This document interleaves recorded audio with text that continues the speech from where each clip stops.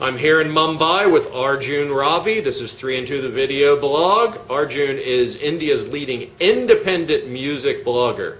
Arjun, here's how we go. All right. 3 questions, or list of 3 things, list of 2 things. Tell me 3 trends in blogging in India we need to know about. Right, so I think one of the biggest trends right now is that blogging is becoming more focused in the sense that people are finding more niches to write about. Earlier, a personal blog would have that person's opinion about food, music, movies, whatever the heck that person was interested in. And now what is happening is that people are making their own food blogs, they're making their own separate movie blogs, separate music blogs. And I think that identification of niches is a very big deal right now, because earlier it was just like a one general, let's go to this blog and find out what that person likes about everything. Okay. So that's trend number 1. The second big trend, I think, is that brands are seeing blogs as a better way now to get in touch with, to sort of promote their products, in the sense that they've identified that the top bloggers, they're the thought leaders.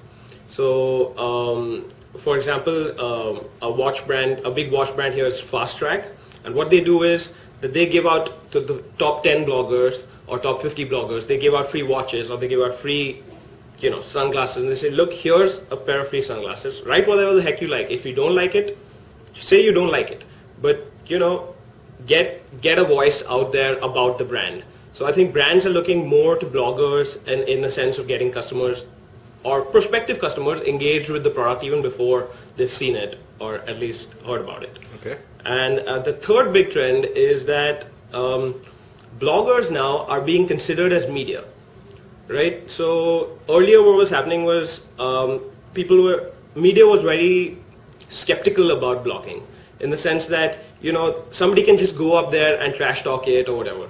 So the big bloggers now are being considered in terms of being another media option apart from, say, newspapers or magazines or whatever. So I think that's another big trend that's happening in India right now. Okay. So 3 trends, from wide to deep in terms of topics, right, brands engaging, right, and the emergence of bloggers as opinion leaders. Right. My second question, tell me 2 things we need to know about the indie music scene in India.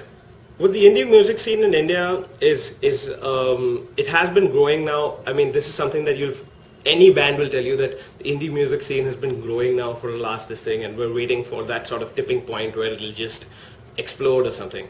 But what is happening, and that was sort of the thought process that was going through most people in the indie music scene for the longest time. What is happening now is that people have realized that tipping point, they have to get to that tipping point. They have to make that tipping point come to themselves. So the indie music scene here is very organic, very DIY, in the sense that bands have realized now that media is not supporting them, and they're not getting coverage anywhere else.